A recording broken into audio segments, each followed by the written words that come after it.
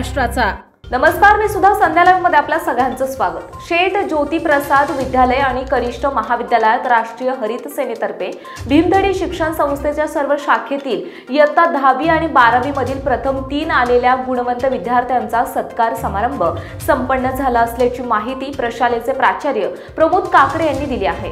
भीमथडी शिक्षण संस्थेतील कैलासवासीय बा.वी. राजे भोसले विद्यालय खानोटे, गुरुदेव दादोजी कोंडदेव माध्यमिक विद्यालय मलठण, श्रीमती रंभाबाई गुलाबचंद कटारिया माध्यमिक विद्यालय बोरीबेल, श्रीमती विठाबाई चव्हाण कन्या विद्यालय दौंड आणि शेठ ज्योतिप्रसाद विद्यालय आणि कनिष्ठ महाविद्यालय दौंड या शाखेमधील गुणवंत विद्यार्थ्यांचा सत्कार संस्थेचे चेअरमन विक्रम कटारिया यांच्या शुभ हस्ते सन्मान चिन्ह, स्नेहवस्त्र आणि भेटवस्तू देऊन करण्यात आला। या प्रसंगी प्रशालेचे प्राचार्य प्रमोद काकडे, उपप्राचार्य श्रीकृष्ण देवकर, उपमुख्याध्यापक नवनाथ कदम, पर्यवेक्षक रामदास होले आदी मान्यवर उपस्थित होते। तसेच दरवर्षीप्रमाणे याही वर्षी राष्ट्रीय हरित सेनेतर्फे उन्हाळ्याच्या सुट्टीमध्ये वही बांधणी कार्यशाळेचे आयोजन करण्यात आले होते। हे या कार्यशाळेचे सलग 18वे वर्ष होते।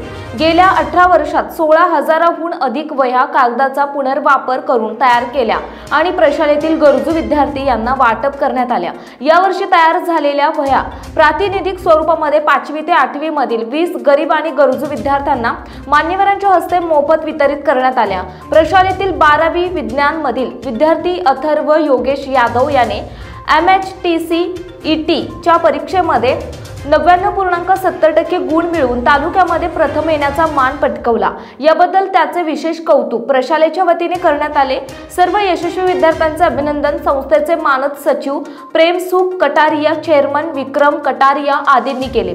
कार्यक्रम यशस्वी करण्यासाठी प्रशालेतील सर्व सेवक वृंदांचे सहकार्य लाभले।